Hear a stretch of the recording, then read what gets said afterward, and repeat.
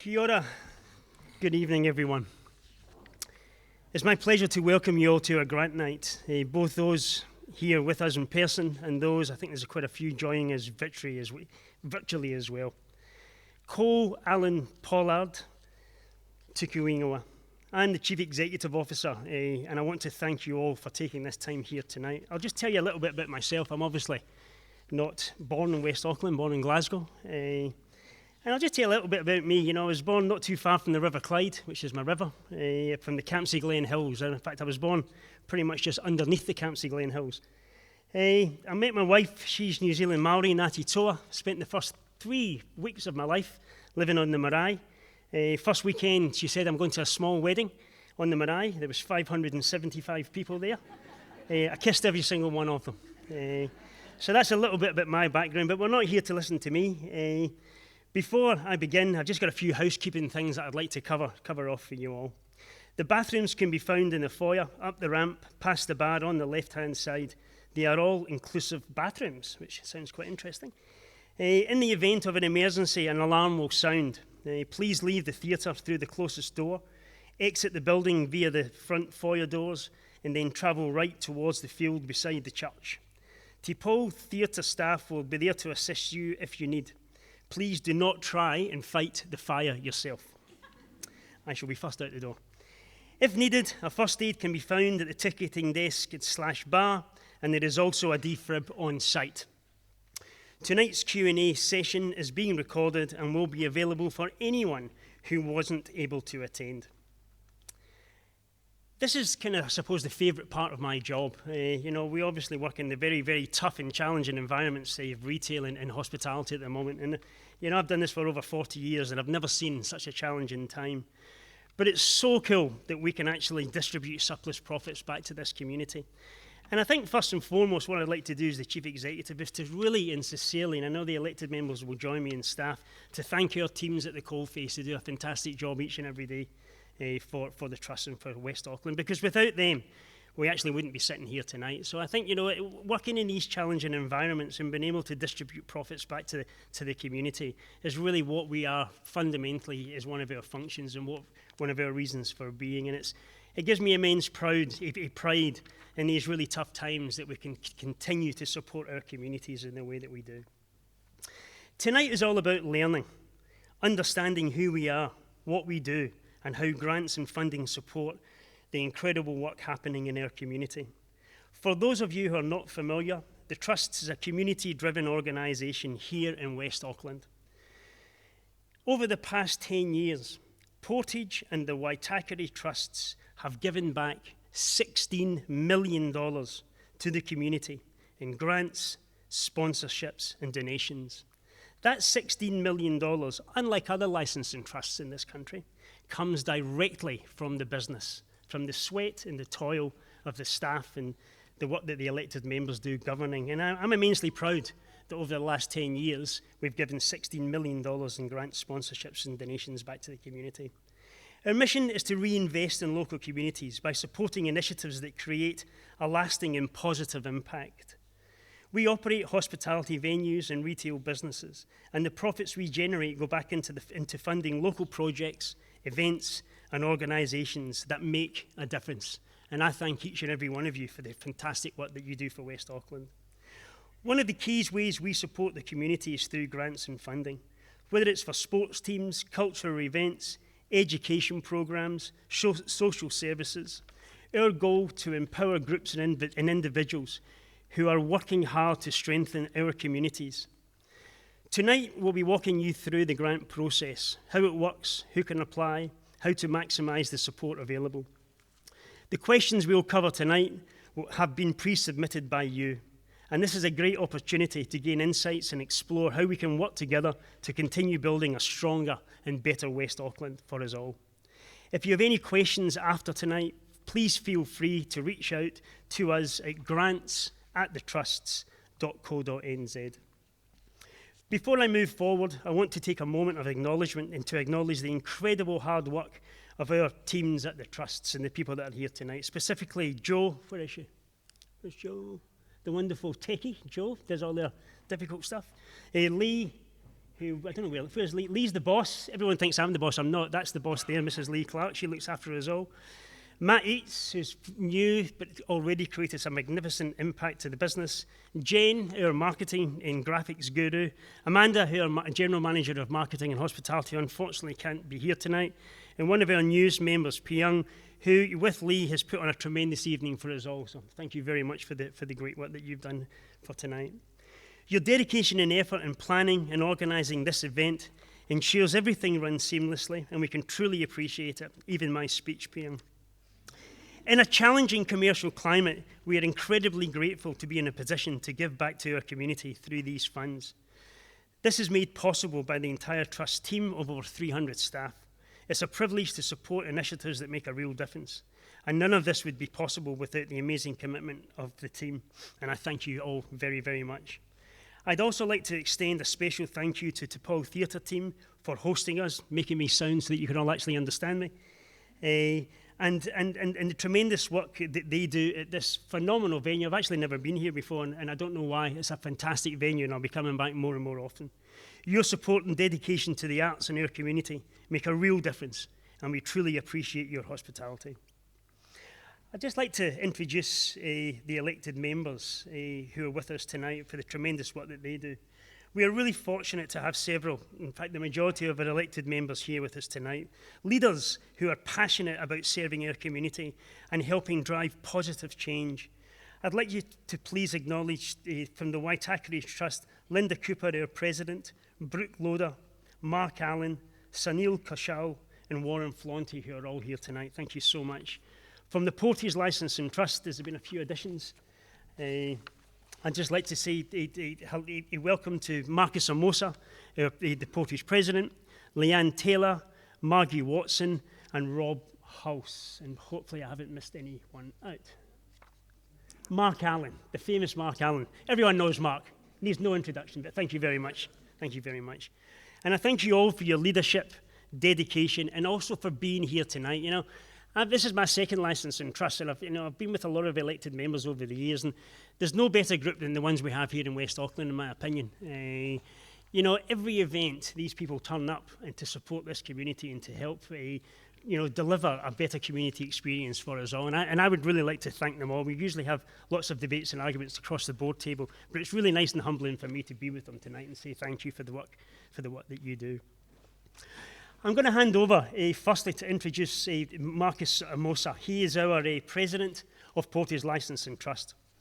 A dedicated community leader, Marcus is passionate about creating opportunities for local communities and ensuring that funding and support reach those who need it most. Beyond his work with the trusts, Marcus has been actively involved in initiatives that support youth development, social well-being, and local businesses. His commitment to making a difference has helped strengthen connections and create positive change across West Auckland. We are fortunate to have Marcus with us tonight to share his knowledge and his insights. Please join me in welcoming our President of Portage Licensing Trust, Marcus Amosa.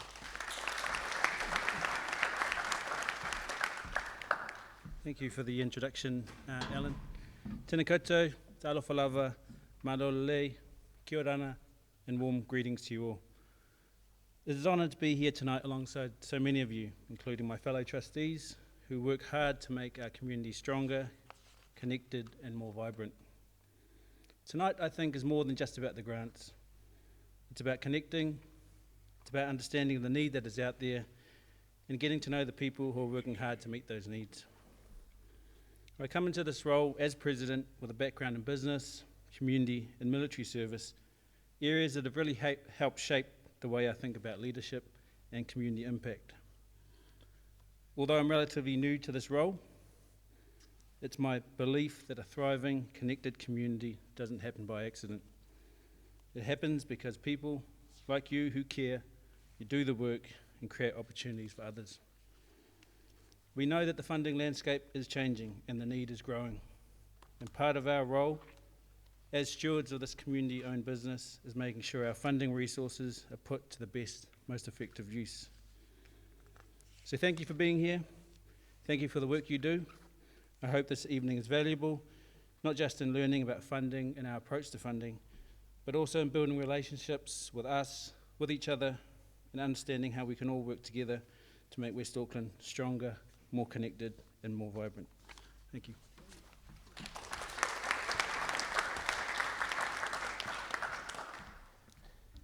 Thank you very much, Marcus, for that speech. I'd also now like to introduce the President of Waitakere Licence and Trust, Linda Cooper, and also acknowledge the recent award that she was very well deserving, member of the New Zealand Order of Merit. I've known Linda for over 20 years across both trusts here and obviously one in Wellington. I remember Linda has been an outstanding president of the New Zealand Licence and Trust Association a few years ago. Linda's a very well-respected leader and dedicated advocate for our community. Linda has a long history of service in West Auckland, including her significant contributions as president of the Waitakere Licence and Trust. With a deep passion for community development, Linda has played a key role in supporting initiatives that enhance the well-being of our region. Her leadership extends beyond the trusts, having served as an Auckland councillor and working tirelessly to create positive change for our people. Her recognition as a member of the New Zealand Order of Merit is a testament to her outstanding service, and we are honoured to have her here with us tonight to share her insights. Please join me in welcoming Linda Cooper.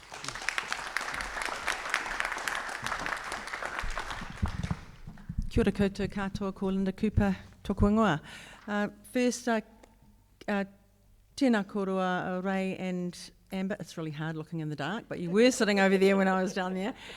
Thank you for your karakia and mihi, and thank you for welcoming us into Te Pou.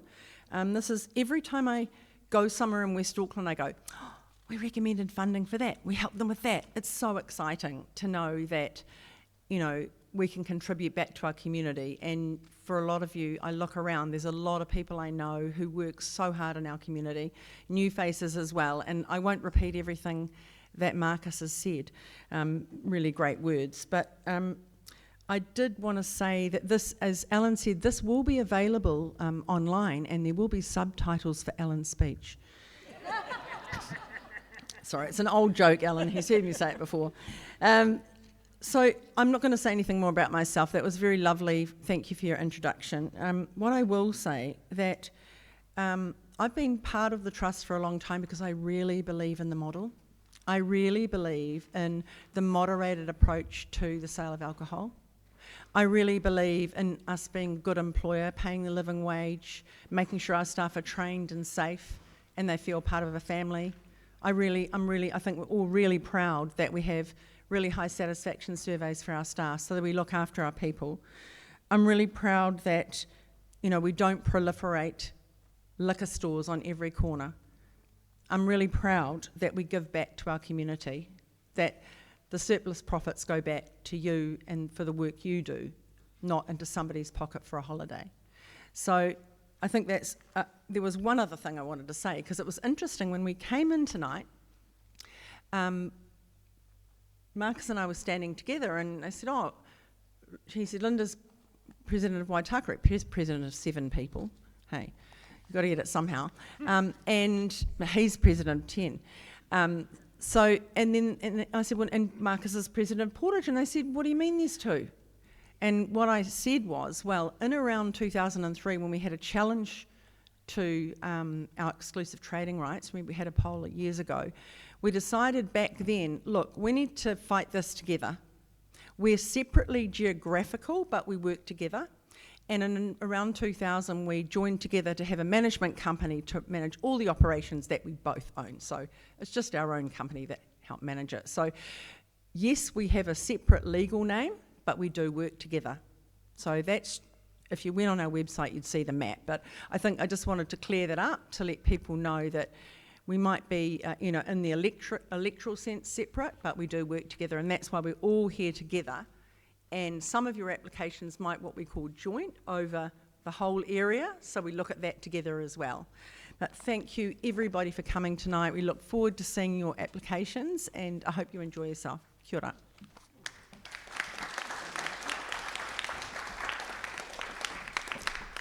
thank you very much, Linda, for those kind words.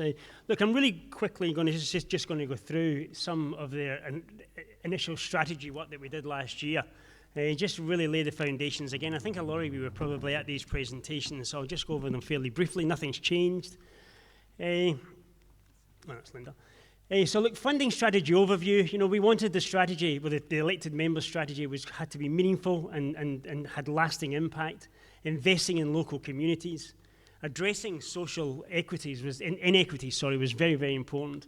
Enhancing community resilience, which there's bucket loads of that in West Auckland. We want to make it stronger. And fostering long-term sustainability. They were some of the strategic overviews that the members landed on probably about 18 months ago.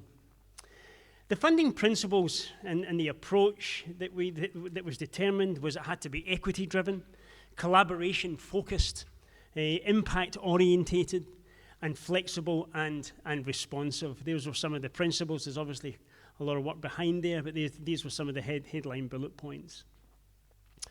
Then there was the philosophy. There was a lot of meetings, a lot of work done by the elected members through these many weeks, months. We had equity, and that was to enabling all communities to access opportunities and also to thrive. You know, we give people opportunities and chances, and you can just watch them fly. Social conditions that create inequity and exclusion, and Titiriti o Waitangi, supporting cultural diversity, which is also very, very important in the strategic plan for our funding. We had some real key focus areas, and I tell you, there was a lot of discussions and debates around the table about this one. But at the end of the day, you know, we can't be all things to all people, as we know, but we want to improve the lives of young people. They are our future, no doubt about it. Connected, resilient, and thriving communities. Sustainable environments, and partnering with Māori and supporting Pacific communities. Our priorities.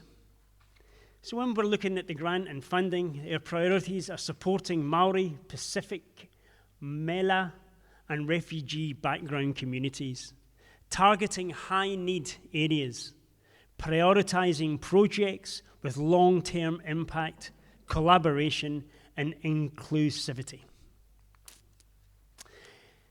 Eligibility, which is always probably one of our number one questions that we get at the office, and really for eligibility for the grants, you have to be on it's the Charities Register, Charitable Trust Register, Incorporated Society, marae, statutory body, education providers. Those were our eligibility criteria. Capacity to deliver, obviously, was an important criteria. We obviously have accountability after the fact, just to make sure the money has gone to its proper purpose. Evidence of need and or community consultation, input and voice. Does not duplicate other services in the region. Collaboration, which is also, we mentioned that I think on just about every side. It's important that we're working together as a tight unit with our community. An ability to demonstrate outcomes through evaluation. The process, we'll talk a little bit about process, and we've got the Flux Guru here with us tonight. That's where we introduced Joe before. We've got a fantastic video of Joe to show you.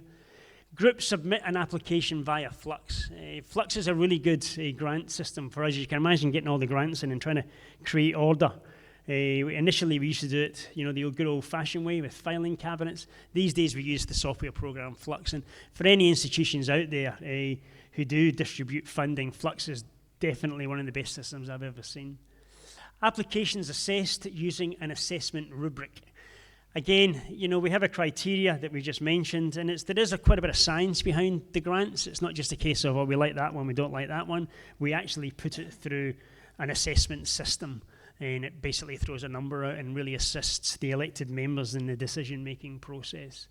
Recommendations made by the subcommittee, so the licensing trusts have formed subcommittees for UO West Support Fund and UO West Innovation Fund. And again, those smaller groups and committees can really get into a lot more of the detail rather than the bigger groups, and they make recommendations. And believe you me, they're also challenged by the members that are not on the subcommittees as well.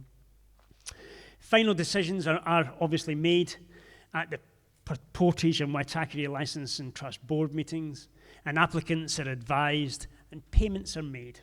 And that's the process, that's the end. So the US Support Fund, the purpose, this is one-off grants for community initiatives aligned with key focus areas. So here's some of the grants that we've given in previous years. The low-key sustainable solutions, the Fall River. It took me a long time to actually know what that word was, Fall. Fall River, a fantastic part of West Auckland. Ranui 135 Youth Group, Silver Fern Motorsport, Vision West, who we know well.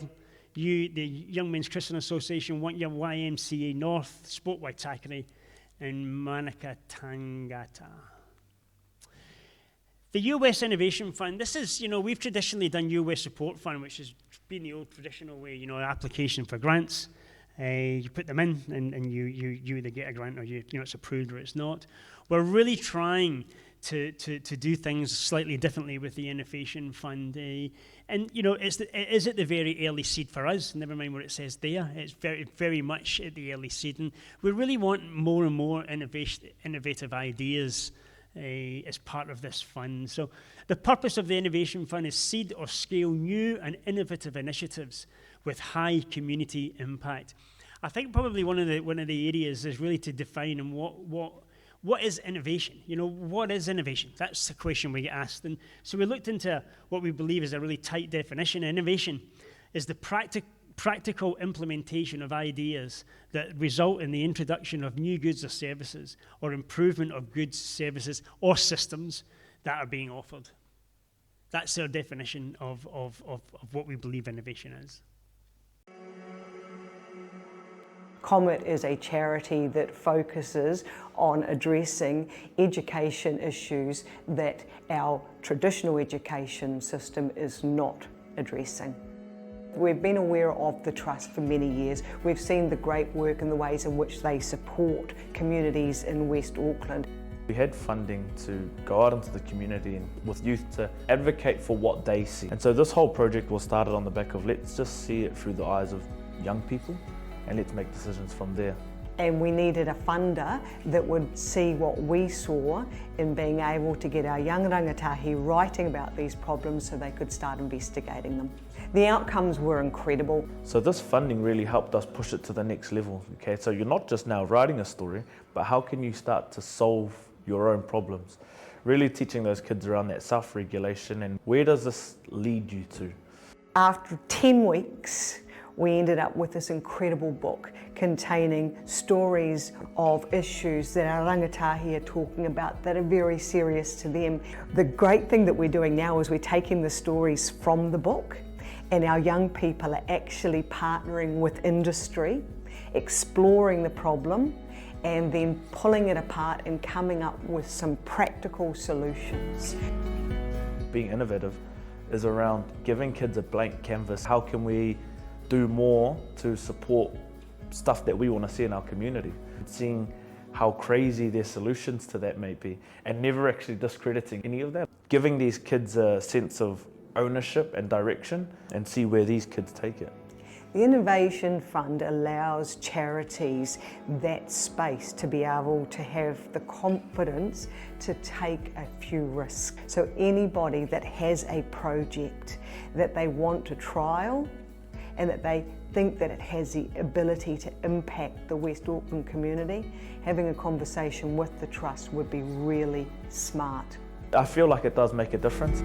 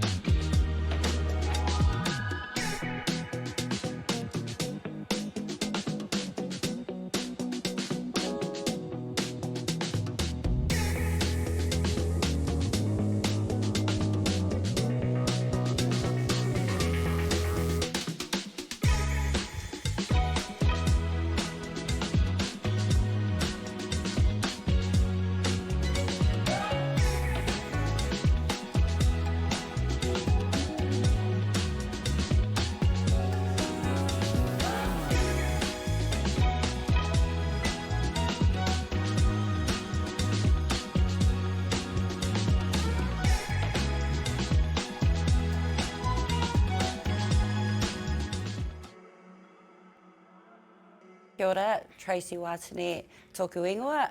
I'm the Head of Operations and Relationships at Fair Food. We're a food rescue organisation that collects surplus and unsold food from supermarkets, manufacturers and growers across Auckland and gets it back out to the community. The support that we received from the Trust was to scope an employment skills program.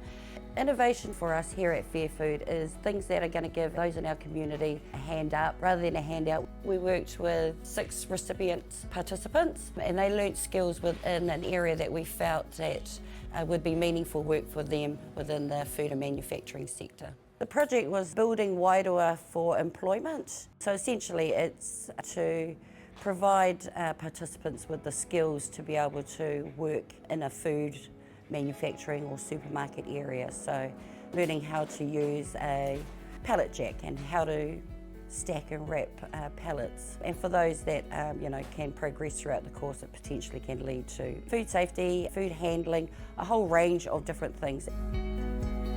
Every day we're proud of the work that we do here at Fair Food. Being able to recover surplus food and get that back out to those in our community that are experiencing challenges is hugely rewarding. So as a born and bred Westie, yeah, it fills my cup.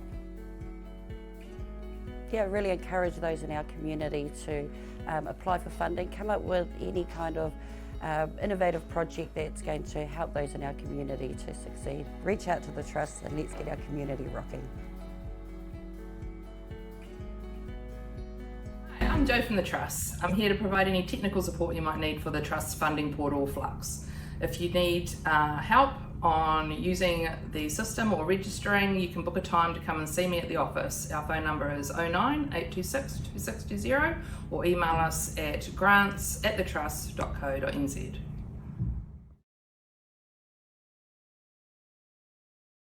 Need help with your Flux application?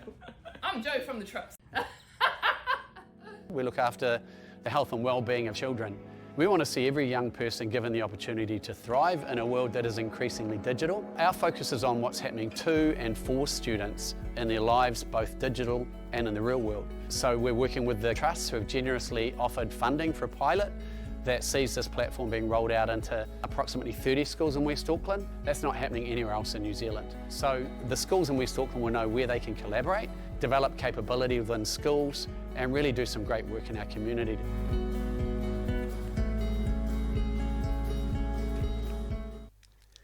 Wow. I look at that, especially the first one, I think to myself, how do I feel like I'm always so busy? And I look at that first slide, just what we achieved last year as an organisation. You know, coming out of COVID, cyclones and floods has been a bit of a kicker for me for the first 3 years. I thought I'd move to West Auckland and live a charmed life. But you know, the thing that really inspires me about this particular organisation, and you know, licensed and trust community-owned organisations in general, is, you know, I come from a very, very commercial background. You know, dog eat dog, shareholder value, money, money, money. Never liked it. Never felt good with me whatsoever. But I did learn quite a lot, you know, about making money. Unfortunately, not for myself, but definitely for companies. What I love about these organisations, particularly in West Auckland, is that I can use what I've learned commercially, and you can do community good. You know, so you know, I think commercial strength can deliver social good as long as it's done with purpose and meaning. And I know at the Trusts, every day we do that, and these people here more than hold me to account to make sure that we're operating as well as we can as an organisation. Now for the fun bit that doesn't really include me too much, which is great, the Q&A. Oh, so I'll just quickly do the overview, my bad. So the overall trust funding strategy, the trust funding strategy ensures impactful investment in community-driven initiatives, fostering equity, sustainability and social well-being across West Auckland. Now, many of us would have sat in workshops and groups and we look at words on a page and we think, oh, that's all lovely. The amount of time, effort and work that the elected members put into this. So every word on this page means something to the organisation and to them. And it really encapsulates, you know, what we're trying to what we're trying to do as an organisation. There's no question that we deal in particularly high-risk products. So having that in the possession of the community, to me, is the perfect model. And then being able to distribute surplus profits back to the community, to me, is a tremendous value for any community. In fact, over the years, I've actually had mayors of other communities phone me to find out how they can set up licensing trusts, and of course they can't anymore, it's too difficult. We're going to go into the next phase, which is the Q&A intro session. We're excited to address the many thoughtful questions you submitted about your funding overview. We did receive a fantastic response, and while we can't answer every single question individually, we've carefully reviewed them all. To make this session as efficient and as informative as possible, we've grouped similar questions into themes. This allows us to provide comprehensive answers to address the core concerns shared by many of you. We've also incorporated answers to some questions directly into the summary and explanation of our funding overview, which you can find on our website. So if you don't hear your exact question read out, it's likely because it falls within one of these themes, or it's already covered in the funding overview document. So let's dive into the first theme, which is strategy. And the first question from Marcus is funding a one-off or long-term? E.g., would you prefer a pop-up or community strategy to help alleviate issues in the area of concern? Marcus, over to you, please.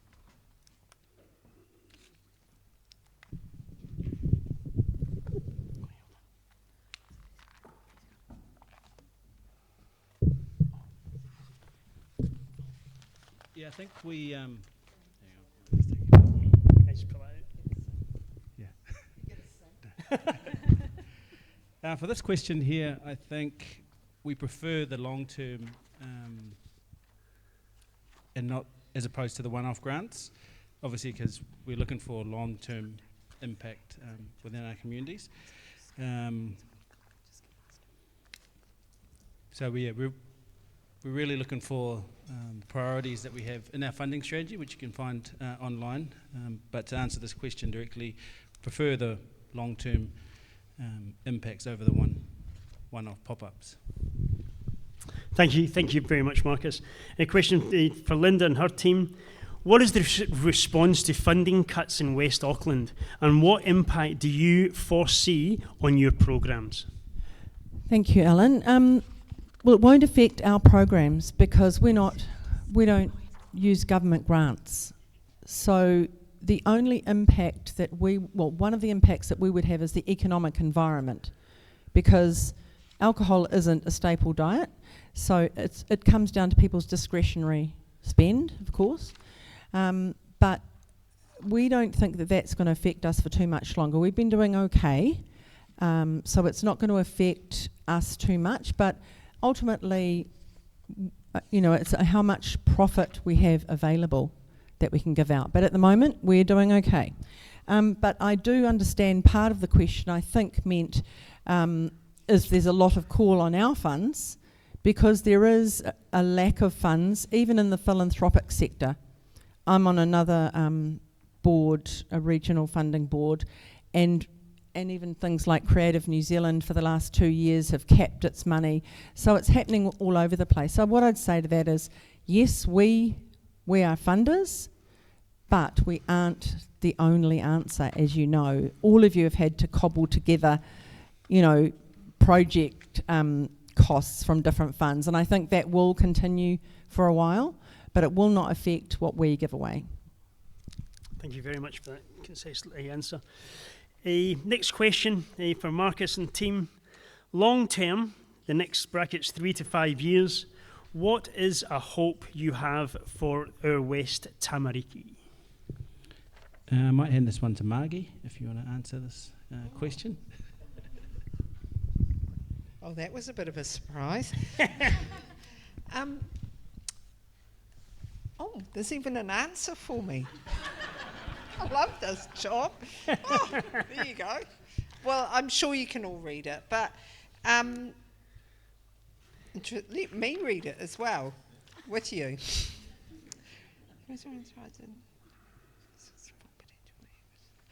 Yeah. Look, I guess for me, I'm not sure that I need to read it out unless I need to read it for the people online. No. Okay. So, and what I guess is I've brought up my children, and they're now having their own children. And so what I see is the need for that sustainable long-term care for our tamariki.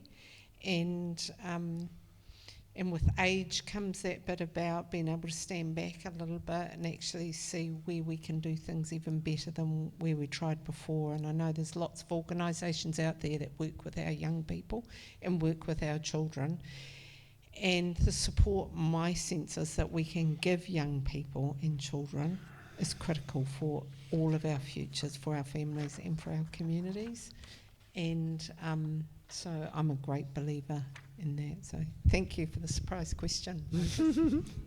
Thank you very much, Margaret. Next question for Linda and team. Is there a strategy to increase Māori participation and te reo in sport from the Trust's perspective? Kia ora. I just want to add to one of our priority areas is rangatahi and youth. When we were creating the strategy, we really settled on equity, and we know that in our community, for Māori and Pacific, there needs to be more put in to raise that bar. This is about the level playing field, and so when we're assessing the grants and when it goes through that matrix, or what did you call it? Rubric. The rubric, the matrix, the sort of scoring system, which is weighted to our priorities. It does start to weight towards Māori and Pacific initiatives because we know statistically that's where the struggles are from time to time. So, but also, I know, actually Warren keeps saying to me, talk about the difference between the Trust Community Foundation and our Your West Support Fund. So the Trust Community Foundation is the money out of the gambling machines in our pubs. We don't own the machines, but they rent the space there and our staff look after it. But as elected members from both trusts, we are allowed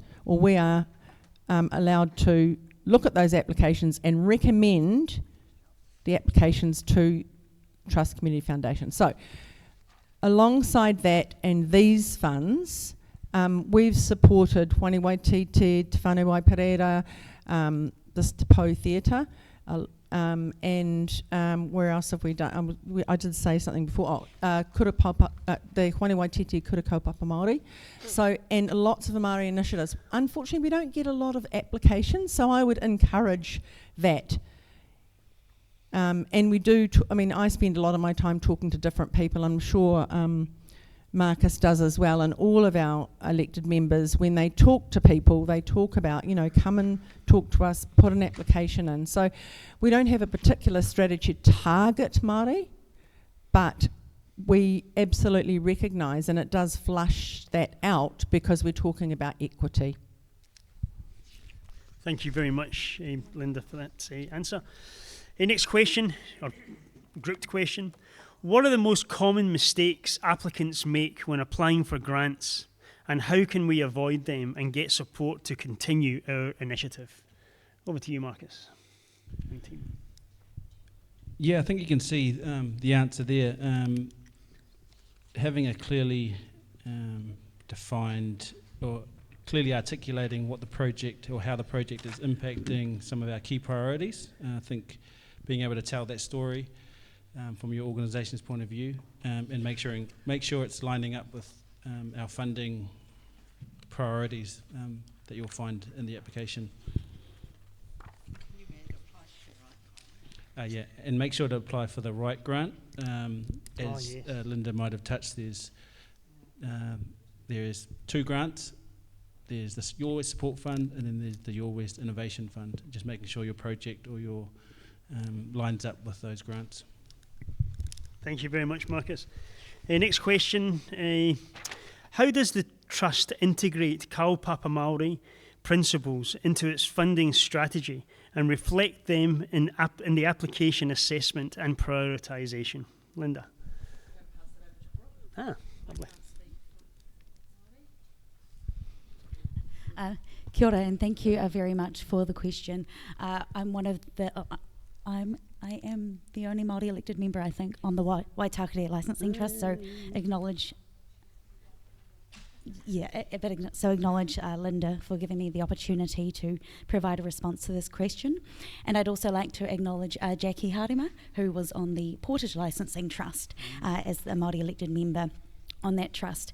When we started to develop the strategy, right at the initial stages, Alan actually put it right in front of us to say, hey, we need to make sure that we have a Te Ao Māori lens when we're developing a strategy. And so right at the beginning, Jackie and I met together with some of the team from our senior leadership team to be able to talk about how we could try to incorporate kaupapa Māori principles into the funding strategy. And with Jackie's background as well, and I'm a Māori issues lawyer for my day job, we provided a bit of insight into that there, and we brought that to the funding committee that helped start to develop the strategy. And so that was the kind of method about how we started to integrate the knowledge that we had in kaupapa Māori principles, but I also acknowledge that all of the other elected members also have a huge high value, and they are much well aware and receptive of incorporating kaupapa Māori strategies and principles throughout the trusts. And so it was kind of an easy way of landing with the strategy about how we have it now. And that's why you see in our key focus areas, we deal with, as one of those focus areas, partnering with Māori and Pacifica communities, and it's also part of our priorities of supporting Māori, Pacifica and Middle Eastern, Latin American and African, and targeting the high areas of need, because as you're aware, the research shows that that is where we do need to target.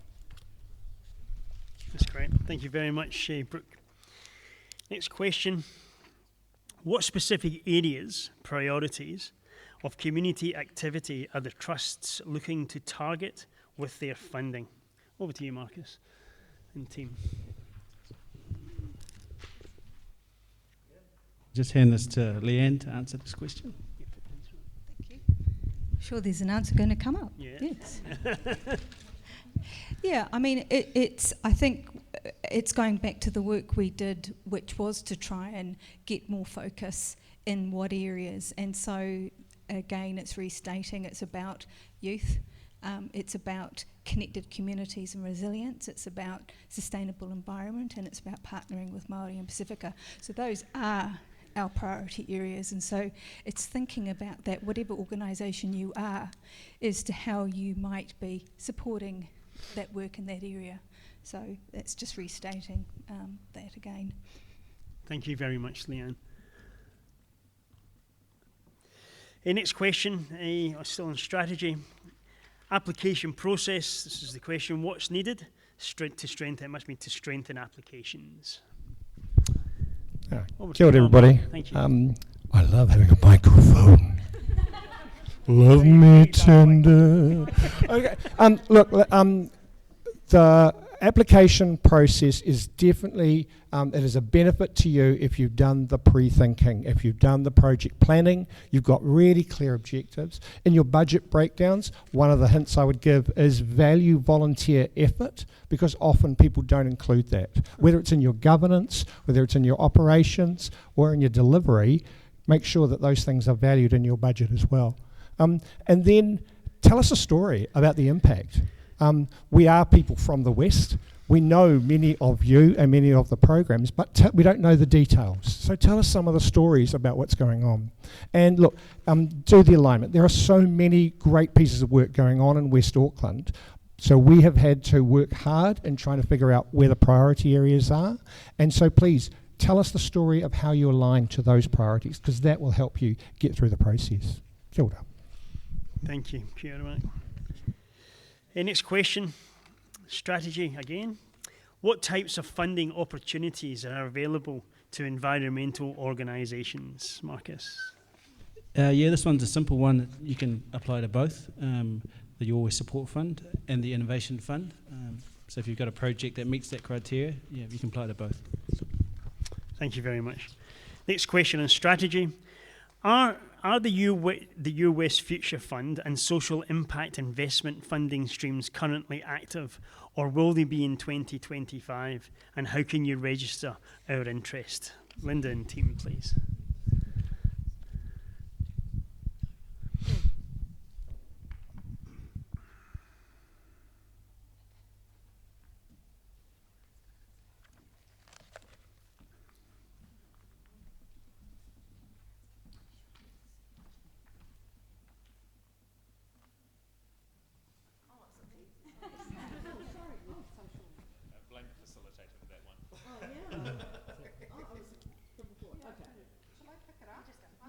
Pick it up. Look, this round this year is the $750,000 going into the Your West Support Fund, with $250,000 going into the Innovation Fund. We've got the new strategy coming through. We want to give it some time before we go down the social impact fund route, which is working very closely with organisations to make significant impact and significant change. And a lot of that would be by invitation. We have to grow our funding pool to be able to do that, but it is our intention long term to do a third fund which partners on a much longer basis to really create that social impact. So it's coming and it will happen, but this year is about just the other two funds. And I think that might be covered. It is. Yep, there, look at that. I knew the answer. Thank you very much. There you go. Thank you, Margie. A question for Linda and Warren. How can the trusts better facilitate the well-being of senior citizens and people with special needs? Is there a social responsibility role and duty of care by the trusts? Did you pick on me because of my grey hair or something or other? I wasn't going to say that, Warren, to be honest. I've only been a trustee for 39 years, so yeah, this was put forward by Great Power, I think, and the trust provide funding to community organisations who directly deliver services and initiatives that support senior citizens and people with special needs. We do not directly facilitate these services ourselves. The duty of care lies with the organisations we fund to provide appropriate and safe services. So we look around our community and we score on the points that have been brought up by the applications. Yep. I think what is new for you compared to what we've had before this is the priority areas and how does it fit, which one does it fit with. And it might fit with more than one priority area. But when you're talking about our senior citizens, then connected communities or resilience, particularly that area is an area that might actually be one you can use to actually demonstrate that that's a priority you're meeting by the work you might be doing with that particular cohort within our community. So it's just a matter of thinking. I think whatever you do, I'm imagining that there probably is one or more of these priority areas that you can potentially put your application under, but it just might be thinking about it in a slightly different way to what you've done in the past, perhaps when you're making applications to us. But certainly under that one would be an obvious one. Yep. Sorry, I just want to add is that when you look at disability, and often in the older age group too, there's a lot of inequities as well. You know, there's a lot of older people now who don't own their own homes, are struggling, and often, you know, a higher level of disability in the older age group as well. So that just fits into that equity lens as well. It's about helping people to get on that level playing field. Thank you very much, Linda, Warren and Leanne, for those great answers. Next question for Marcus and team. Are there any specific themes or community goals that the board is focusing on this year?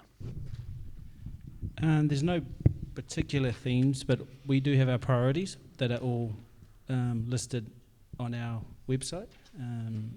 Off the top of my head, Māori Pacifica, there are also priority areas, high deprivation areas as well.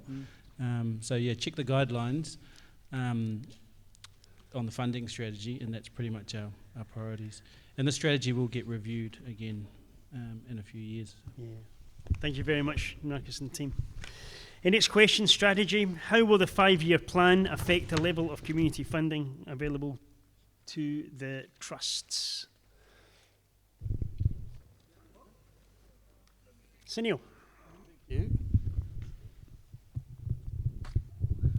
Oh, well, the answer is up there, but look, I think, I think, you know, we all work in organizations and, you know, in places where we need a long-term strategy, and, you know, we have been moving, like the trust has been moving and trying to align our priorities with moving times as fluid. You know, you can, I mean, you know, you can have a plan for in 2020, you can have a 2020 vision, but after 3 years, you never know what comes up, like COVID. So you have to be fluid and change it. So I think while funding levels may fluctuate based on various factors, like I said, I didn't even read, but, you know, I knew the plan focuses on strategic investments aimed to maximize the positive impacts of the available funds. So I think the key is, you know, it has to be positive impact on our communities. And I know most of you and all of you do that, but, you know, times do change, and but, you know, we just need to be aware and need to be flexible. Thank you very much, Sunil. Another question, this is quite a big one. How can we best demonstrate the cultural and community impact of Matariki celebration in our application? And does collaboration with local organisations strengthen our case? Additionally, what are the reporting and accountability expectations after receiving the grant? Marcus and team. I think it's Yep. Yeah, I think kind of like what Mark was saying before, being able to tell the story and of the impact of your project is quite important. The accountability expectations, I think that's a technical question.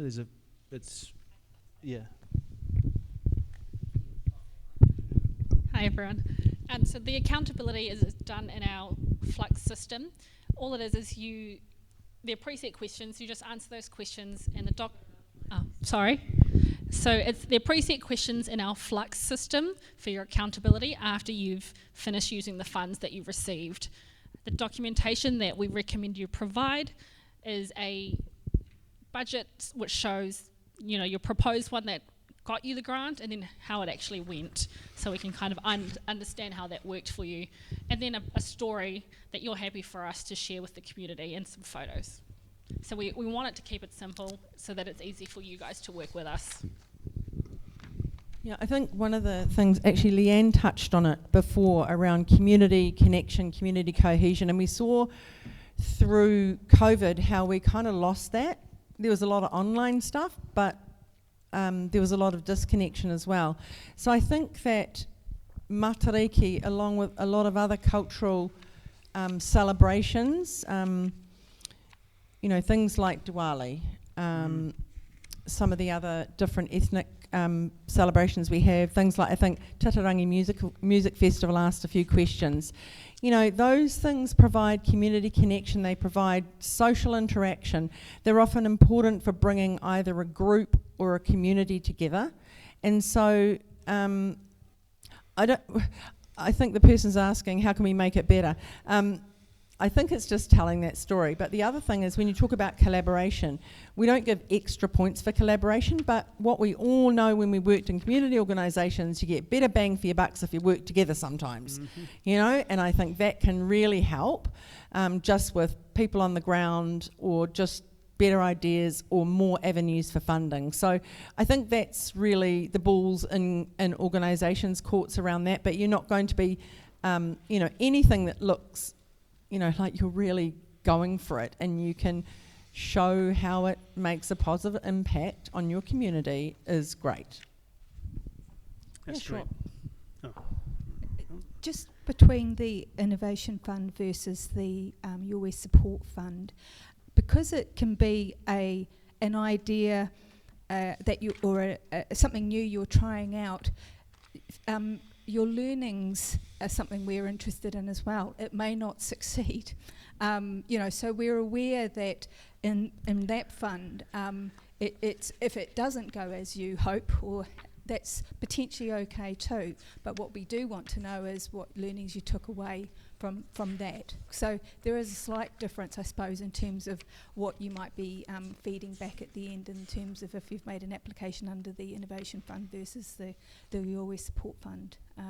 So there's, I think there's some guidance on the differences between the two, but that's acknowledging that there might be a higher possibility that it won't go as you hope, but that hopefully you've reflected on the learnings of that.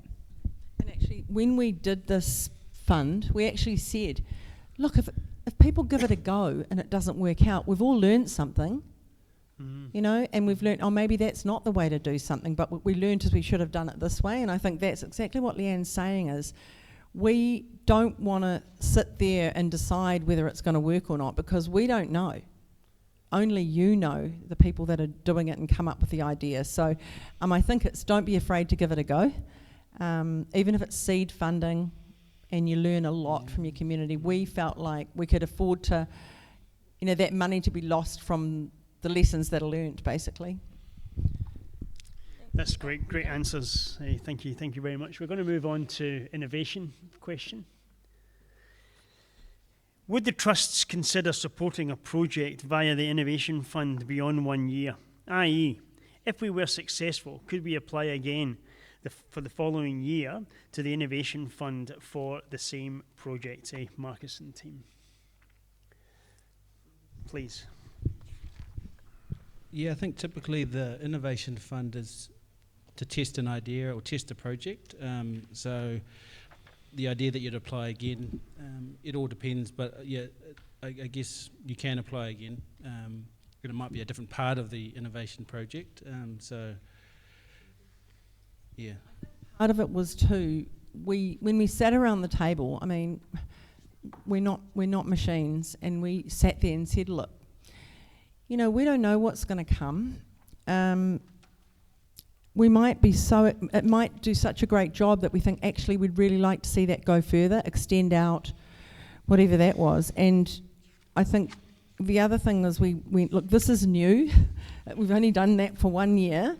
So we might see how it evolves, and we can always change it. It isn't stuck in concrete at the moment. So I think that's, also part of it. That's great, Linda. Thank you very much. We're on to some general questions now. I think we've got about half a dozen left. First general question. Is there a mechanism of any sorts that connects applicants and fund recipients? Linda and team.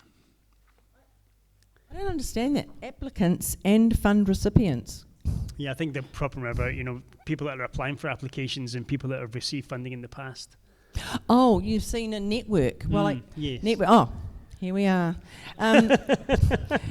Actually, in the olden days, some of you might remember that we'd give out the checks at the Lincoln Green and have a lovely dinner, and everybody got up when they got their check and they said, Warren remembers, they told us, they said, this is what I'm doing. And people reported to us that they absolutely loved to hear what other people were doing, and they often got together and collaborated on something. So we were doing that and paying for everyone's dinner, but we were told by the Auditor General that was sensitive expenditure and we weren't allowed to give away free meals. So that was put a stop to that, unfortunately. But yeah, so absolutely, that's a great idea. And I guess it'd be good to hear feedback if you think this is a good idea. That's one of the reasons we had the half an hour at the beginning, so people could chat. But that's a great answer. I was just going to add to that. I mean, I think this has been fantastic tonight. I think networking is the most important thing. I think that's where you'll learn the value for your applications. Another general question. Does the Trust provide any support or resources for community building projects, such as interest-free loans to help secure a suitable place for our community? Over to you, Marcus. Or Margie, sorry, this one. It's Margie, back again. Answers. But look, I guess we're not a bank at the end of the day. We're not a bank to loan money out. What we want to see is your applications where we can support you to branch out and try new things and do new things. And whether that's business as usual and wanting to expand and move into an area, or it's to trial something through the Innovation Fund. That's what we're there to do. So it's more around supporting the community project to happen in a space rather than a loan type facility. And just, I guess I'd just add, there are also, when you're looking at projects like that, there are 5 suburbs in the West that are identified as some 5 key areas that we're also looking at as priorities. So if you haven't seen that in the application, it is worth looking at that, so that if you're working in an area, that might be something you want to target, and those areas are Owaraka, Avondale, Ranui, Massey and Henderson. And that's because of some of the issues in that area and the real evident need from the research that we've done. So yeah, that's just something to think about, but not the bank of the trusts. You know, who knows in the future whether there's some ability to do some of that work, though. Thank you. Absolutely. Thank you very much. Next general question. If we apply for funding with the trusts, can we apply anywhere else at the same time? Linda and team. Yeah, Warren Flaunty. You can do that, and I refer back to the case where you may be applying to TTCF as well as to the trusts. We will accept applications on those on the basis that you're applying to both. But of course, if you get the funding from one, you would have to rescind the funding that you get from the other back again. So, or let them know by the time they are actually put before the different organisations to make those decisions. So, yeah, apply to both if you need to, but make sure it's disclosed in transparent. What I think Warren's saying is, if you've got a really big project that might be 100,000 and you applied for 20, you always support fund, you could apply for the amount, and if you got some from each, as long as it wasn't over the 100,000, you're not called, you know, double dipping as it's called, basically getting this 2 lots of funding for exactly the same portion of your project. So we don't look at your West Support Fund and go, oh, we recommended over here for them, they got some money for something else. We don't take any of that into account. It's like that is completely separate. So if you're worried about that you already got some TTCF funding recently, that is nothing to do with this. It does not influence your West Support Fund or innovation. And I think that's the point I was... You've also got obviously the 2 funds that we're focused on tonight, which is the Your West Support Fund and the Innovation Fund. You could theoretically put in applications. They might be different because one's, you know, about a seed project idea or scaling up something versus... so they've got slightly different criteria to them. So you can potentially... And we've got different subcommittees that look at applications for both of those. So, you know, you could potentially apply to all 3. Thank you very much. And I think that's the point I was trying to make at the start, actually. You know, the $16 million that we've given, distributed back to the community, that is from the business. It's all from the business. It's all from the money that's generated from the retail and hospitality segments. There's no gaming funds in that $16 million. And I don't think there's any licensing trusts that will be given, you know, over 10 years, non-gaming $16 million. And again, something we're immensely proud of. Next question. Do you see room for growth over the next 3 to 5 years? Or do you expect in this economy to be similar to many other funders and have to pull back or just sustain until a better economic climate? I'll just say a funny one. I don't think the elected members would let me do that. Pull back. We're just going to keep going guess forward. what, Alan? They've given it to me. Oh dear. So this really taps into our reason for being, I think, at the end of the day. And there was a question earlier about the 5-year plan. So the nice thing about setting a 5-year plan is you can begin to commit to things and you can begin to be a little bit tough when it comes to making decisions to drive a business forward. Because ultimately, if we do that work and Alan and his team do their superb work, then we're able to fund your organisations. So for us, we are very, very committed to making sure that the Trust runs a really efficient, profitable organisation so that we can ensure money goes back. Now, in terms of the 3 to 5 years, we have certainly had some challenging times. The last 5 years have been unprecedented, really. And that's really what drove a lot of this development, was just there was so much need out there. So we're now looking at a climate where we're seeing continued volatility across global markets, a whole range of challenges inside retail, inside hospitality. It's no secret that hospitality is under huge pressure, but we are seeing, green shoots of consumer spending beginning to return. We did have one of our record days, I think, was Christmas Eve in the trusts. So there are some positives in there. Part of it is for us as well as being innovative, coming up with new business ideas, making decisions so that we can keep driving our economic business forward. And that's, I think, the way that we're approaching the next 3 to 5 years, is with some caution because of what we've seen, but also with some optimism because we have a good plan and we are moving in the right direction.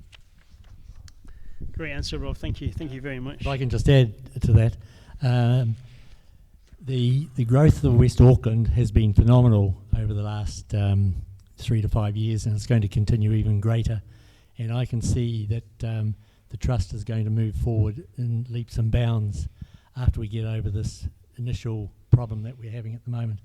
Unfortunately, compliance issues are really hitting the Trust's bottom line for what we have to do and what we have to do to comply with the government regulations, etc., etc. So apart from that, I can see tremendous growth in West Auckland over the next 3 to 5 years and going further into the next 10 years. It's only going to get bigger and bigger. We'll have more outlets because we'll be having to serve that extra population, and I think it's all good.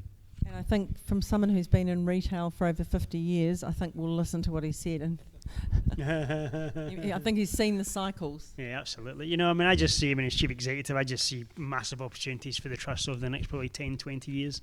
They're talking about, I'm seeing population stats, this population in West Auckland, increasing by over 300,000 people, in the next 20 to 30 years. You see all the houses getting built in Northwest. We know the plans at Unitech, Avondale. So, growth is always on my mind, and, how we can add more and more value to the business, and then most importantly, value back to the community. Next general question, we've got a couple to go. As a major community arts event paused due to COVID, can we re-engage with the trusts for support? And how do we communicate our funding needs? Portage, yep.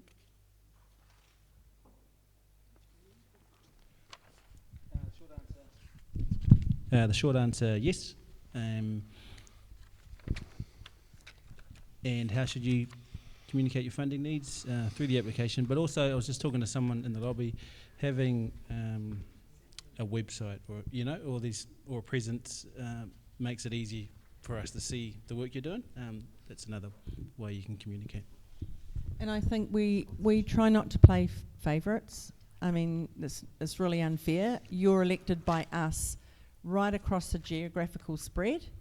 And so also, I think in all of our funding decisions, we tend to look at it like, have we been fair across all the different sectors, Because I think you can, we see some organisations, it's all sports or it's all something else, it's all arts. We try to spread across, environmental, we know how really important that is in West Auckland, the arts, the sports, community services. So we try to, look at everything. So I don't think that if you haven't been engaged with us for a while, it doesn't matter. You're still from the West and you still serve the West, and that's what's important. That's great, Linda. Thank you very much. And now we're coming to our last question, again, general question. With so many applicants and worthy projects already funded, are there still opportunities for new grant seekers? Any tips for first-timers? Marcus? Or Mark? Mark. I got the first letter, right? Yeah, absolutely. There are opportunities for new applications, new projects.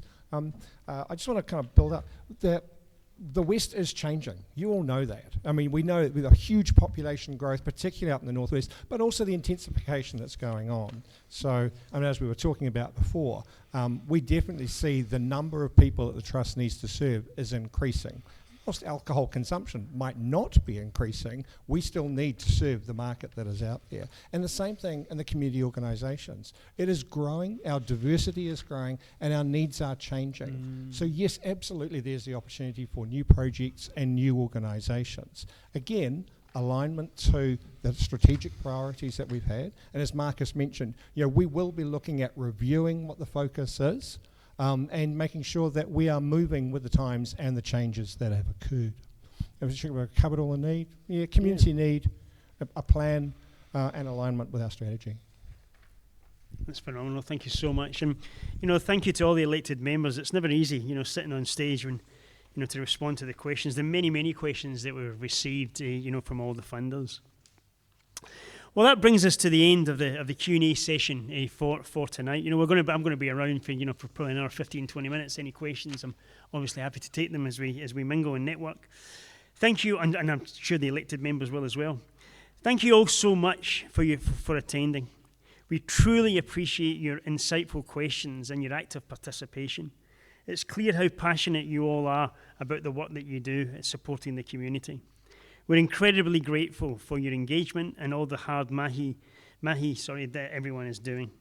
We value your feedback and are always striving to improve as an organisation and funders. So please feel free to share your thoughts on this session and any suggestions that you may have. And of course, we've got all the information on the website, strategy, and all the questions and answers from tonight. Thank you again for being here. It's been an absolute pleasure connecting with you all. And with that, we'll bring the session. With that, we'll bring the session to a close with a karakia, whakamutunga, led by Linda. Good. I wondered if you would be do us the honour. Cool. Yeah. Good night, everyone. Have a truly wonderful evening. Thank you so much for coming this evening. Appreciate it. And we'll just close with the karakia.